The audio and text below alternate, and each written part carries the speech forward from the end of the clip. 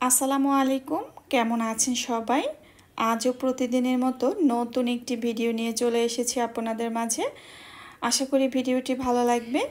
আমি তো প্রতিদিনই বাসার কাজকর্ম আপনাদের সাথে শেয়ার করি যতটা সম্ভব, কিন্তু আমার এই ভাঙা চূড়া জোড়া লাগানো যে ভিডিও শেয়ার করি, অনেকেই দেখা যায় আমার এই ভিডিওর অপেক্ষায় থাকে কখন আমার কথা শুনবে, কখন আমি কি কাজ করি না করি সেগুলো তারা দেখতে পাবে।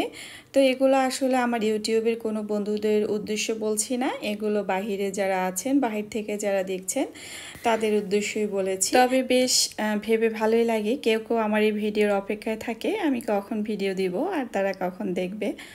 তো নীরব দর্শক কমেন্টস না করলেও কিন্তু আমি বুঝতে পারি। তো যাই হোক, লক্ষ্মী ভিউয়ার্স, আপনারা এভাবে নীরবে দেখতে থাকুন আর আমি আপনাদের সাথে শেয়ার করতে থাকি। আর সেই সাথে তো আমার ইউটিউবের বন্ধুরা আছি। তো এই তো এখানে কিন্তু আমি আমার মেয়ের জন্য সকালে নাস্তা তৈরি করছি, আর এটা ঝটপট 5 মিনিটই কিন্তু এই নাস্তাটা তৈরি হয়ে যায়। তো সাধারণত আমরা বাসায় যেভাবে চাল ভেজে নিই সেভাবেই কিন্তু চালটা পরিষ্কার করে ধুয়ে নিয়ে একটু লবণ মিশিয়ে তারপরে কিন্তু চালটা আমি ভেজে নিয়েছি। আর যখন দেখা যাবে যে চালটা বেশ ভাজা হয়ে গিয়েছে, এই সময় কিন্তু আমি 2 রকমের বাদাম দিয়ে দিয়েছি। তো এই তো এটা দিয়ে আমি বেশ ভালো করে একটু নেড়েচেড়ে নিচ্ছি। এরপরে কিন্তু সব উপকরণগুলো আমি একে একে ব্লেন্ডারের ভিতরে দিয়ে দিব। এখানে যে আমি চাল ভাজা আর বাদাম ভাজা রেখেছি, তো এই দুইটা কিন্তু একসাথে দিয়ে দিয়েছি। তো এর সাথে আরও কিছু উপাদান যোগ করছি, সেগুলো আপনাদের সাথে শেয়ার করছি। এর সাথে দিয়ে দিব আমি বেশ কয়েকটা কিশমিশ, তবে আপনারা আপনাদের পরিমাণ অনুযায়ী নিয়ে নেবেন। আর সেই সাথে দিয়ে দিচ্ছি 2টা খেজুর, অবশ্যই বিচি ফেলে এবং পরিষ্কার পানি দিয়ে ধুয়ে নেবেন, যেহেতু বাচ্চার খাবার বলে কথা। আর এখানে আমি দিয়ে দিচ্ছি একটা পাকা কলা। তো এই খাবারটা কিন্তু বাচ্চা সকালে নাস্তার জন্য খুবই উপকারী, পুষ্টিকর, মজাদার, স্বাস্থ্যকর। এই খাবারটি যদি বাচ্চাকে খাওয়ানো হয় দেখা যায় বাচ্চা সারাদিন অ্যাক্টিভ থাকে, তারপরে তার যে একটা মেধা বিকাশ সেটা হয়। তো মোট কথা একটা বাচ্চার শারীরিক উন্নতির জন্য যা যা প্রয়োজন এই সকালের নাস্তাটাতে কিন্তু অনেক কিছু রয়েছে, যার কারণে এটা কিন্তু আপনার বেবির জন্য খুবই ভালো। তো যাই হোক, এখানে আমি বিশুদ্ধ ঠান্ডা পানি দিয়ে তারপরে কিন্তু এই খাবারটা ব্লেন্ডার করে নিচ্ছি। যেহেতু ছোট বাচ্চার খাবার, অনেকে একেবারে মিহিও করে নিতে পারেন আর কেউ বা আধা ভাঙা করেও রাখতে পারেন। মূলত আপনার বেবি যেভাবে খায় সেভাবে করে কিন্তু একে খাওয়াতে পারেন। তো আমার বেবি যেহেতু একেবারেই ছোট, আমি পুরো মিহি করে নিয়েছি, আর কতটা মিহি হয়েছে দেখেই বুঝতে পেরেছেন। আলহামদুলিল্লাহ, এটা কিন্তু আমার বেবি খুবই মজা করে খেয়েছে।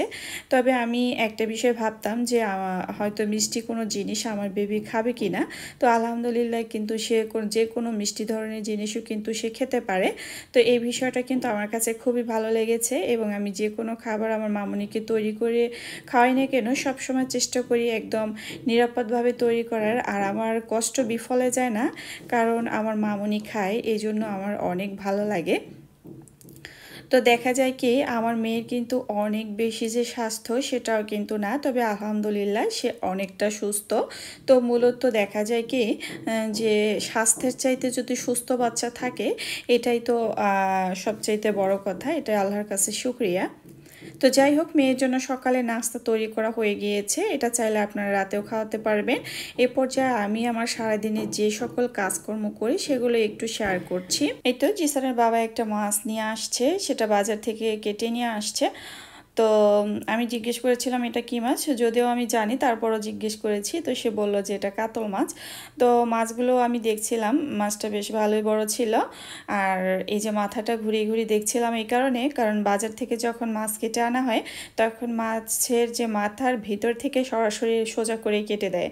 তো দেখা যায় যে মাছের মাথার যে মগজটা থাকে সেটা কিন্তু বেরিয়ে যায়, তাহলে ওই মাছের মাথাটা খেতে কিন্তু একদমই ভালো লাগে না। তো জিসানের বাবাকে বলেছি যখন মাছ কাটাবে তখন কিন্তু মাছের মাথা যেন সরাসরি সোজাভাবে কেটে না দেয়, ওরা শুধু এমনিতে মাছের যে চাপড়া যেটা আমরা বলি বা কানসা ওইভাবে যেন কেটে দেয়।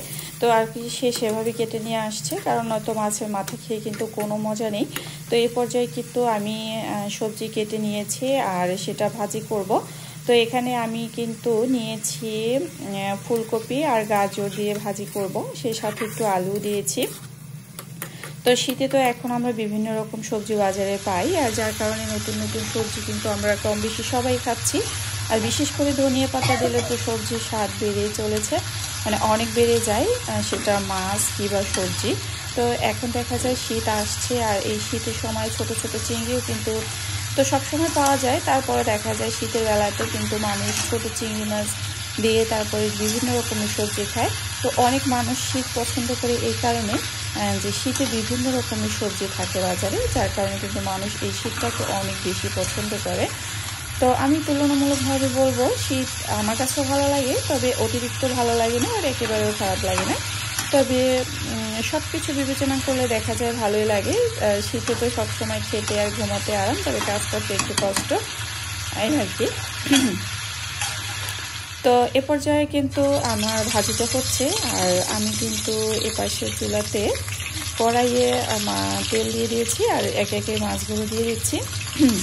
তো যাই হোক, আজ কিন্তু আমি যে কথার ভিতরে যে গলা একটা শব্দ হয়েছে সেটা আমি ইউজ করিনি, কারণ প্রতিনিয়ত তো ভিডিও শেয়ার করছি, এগুলো আর এখন আমার সমস্যা হয় না যে আহারে আমি গলাকে এমন করলাম যে নাকি শুনে ফেললো, এগুলো নিয়ে এখন আর ভাবাভাবির সময় নেই। তো যাই হোক, এরপরে কিন্তু আমি পিস পিস করে মাছগুলোকে দিয়ে দিচ্ছি। তবে মাছগুলো আমি এভাবে বড় বড়ই রেখেছি, চাইলে মাঝখান থেকেও কাটতে পারতাম, কিন্তু আসলে দেখা যায় কি যখন একটা মাছ হালকা করে ভেজে ভুনা করে রান্না করি, এই একটা মাছের যে অর্ধেক করে কেটে নেওয়া, সেই অর্ধেকে কিছুই হয় না। পুরো একটা মাছ নিয়ে প্লেটে তারপর যদি খাওয়া হয় তখন কিন্তু প্রপার শান্তিটা পাওয়া যায়। তো অনেকে আছে দেখা যায় 2 পিস খেলেও মাঝখান থেকে কেটে ছোট করে নেয়, কিন্তু আমার ওরকম ভালো লাগেনি, তাই এরকমই আমি সবসময় রাখি। কারণ দেখা যায় একটা মাছ খেলে এভাবে একটা তৃপ্তি পাওয়া যায়, আর মূলত আমরা খাবারটা খাই তৃপ্তির জন্যই।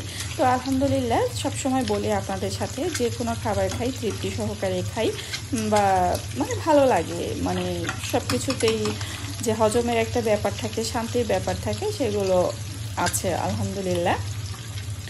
তো এই তো ফুলকপি একপাশে আর মাছ ভাজি হচ্ছে, আমি কিন্তু এর ফাঁকে অন্যান্য কাজ করে নিচ্ছি। আসলে আরও কিছু কথা বলার আছে আপনাদের সাথে, সেগুলো বলবো অন্য কোনো ভিডিওতে, একদিনই বলছি না।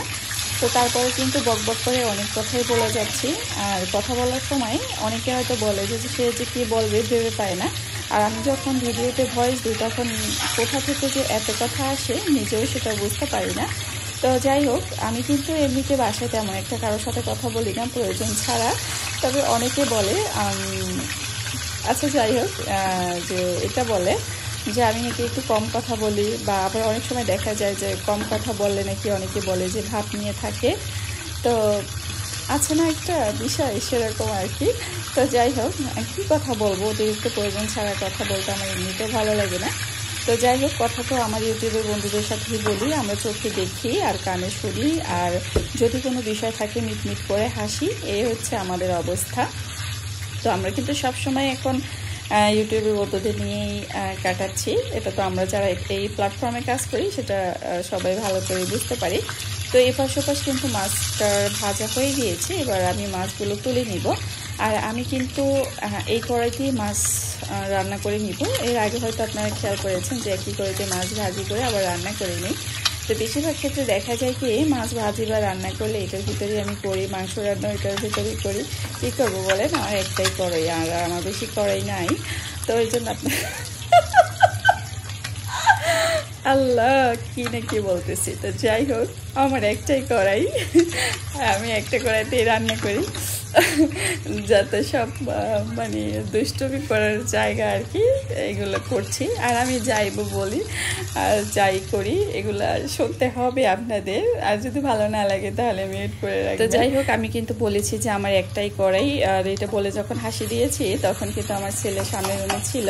তো ভয়েস দেওয়ার সময় আমি অন্য রুমে থেকে এবং দরজা লক করে দিই, সেটা শুনে কিন্তু আমার ছেলে চলে আসছে যে আম্মু কী হয়েছে, তুমি হাসো কেন। তো যাই হোক, এর জন্য একটু বিরতিতে ছিলাম। তো এরপরে কি হয়েছে, আমি যখন মাছটা ভুনা করব তখন গিয়ে দেখি যে আমার আদা রসুন সব শেষ হয়ে গিয়েছে। তো চুলাতে পেঁয়াজটা রেখে তারপরে কিন্তু আমি আদা রসুন কেটে তারপরে একটু পাটায় বেটে দিয়েছি। ওইটা আর কি আমার আবার ব্লেন্ডার হয়েছে কি বেশি পরিমাণে দিলে খুব সুন্দর মিহি হয়ে যায়, আর সামান্য কিছু দিলে সেটা ভালো মিহি হয় না। তো ভাবলাম ওটা নিয়ে কতক্ষণ আর থাকবো, একটু বাটায় আর কি বেটে দিলাম। তো এই জন্য আর কি পেঁয়াজটা ওরকম হয়ে গিয়েছিল। তো যাই হোক, এরপরে আর কি আমি সব মশলা দিয়ে রান্না করে নিচ্ছি, মানে মশলাগুলো কষিয়ে তারপরে দিয়ে দিচ্ছি। আর আমি এই যে আমার মেয়ের জন্য মাছ রেখেছিলাম 2 পিস, ওই সময় কিন্তু আপনাদের ভিডিওতে দেখিয়েছি, কিন্তু অন্য কথা বলার জন্য সেগুলো আর বলাই হয়নি। তো যাই হোক, মেয়ের জন্য তো সবসময় এমনটা করি, মেয়ের জন্য 2 পিস মাছ আমি কিন্তু সব সময় আলাদা রাখি এবং সেটা কাঁচা রাখি। মেয়েকে এখনও মাছটা ভাজি করে আমি খাওয়াইনি। তো এ পর্যায়ে কিন্তু আমি এই ঝোলের সাথে মাছটা বেশ কিছুক্ষণ কষিয়ে নিব। তো এতে দেখা যাবে কি মাছটা হয়ে যাবে। তো মেয়েকে ওর কিন্তু আর কি এরকম মাছ খেতে সুবিধা হয়, ছোট মানুষ তো এর মাছটা এভাবে খাওয়ালে ওর বেশি সুবিধা হয়। তো আমি আর কি ওকে এভাবেই খাওয়াই। তো এই তো এভাবে করে বাকি এখন মাছগুলো দিয়ে দিচ্ছি। তো এই তো একটা মাছ দিতে গিয়ে এমনভাবে পড়েছে, একটু ঝোলও ছিটে পড়েছে। তো ভাগ্যেশ মাছটা বাহিরে পড়েনি, কড়াইয়ের ভিতরেই পড়েছে। তো এই তো মাছ ভুনা, তারপরে ছিল গাজর, ফুলকপি, আলু দিয়ে একটা ভাজি। যা, আবার যেন কে চলে আসছে আর ভিতরে কলিং বেলের শব্দ। আমি কোনো কিছুই কাটবো না, এভাবে যেভাবে চলছে সেভাবেই দিয়ে যাচ্ছি। তো এটা ছিল আমার আজকের ভিডিও। তৈরি হয়ে গিয়েছে আমার কাতলা মাছের ভুনা, আর এদিকে ভাজি, অপর পাশে ডাল আছে। ডাল আমার দৈনিকই রান্না করা লাগে। আজকের মতো এখানে বিদায় নিচ্ছি। সবাই ভালো থাকবেন। আল্লাহ হাফেজ। আসসালামু আলাইকুম।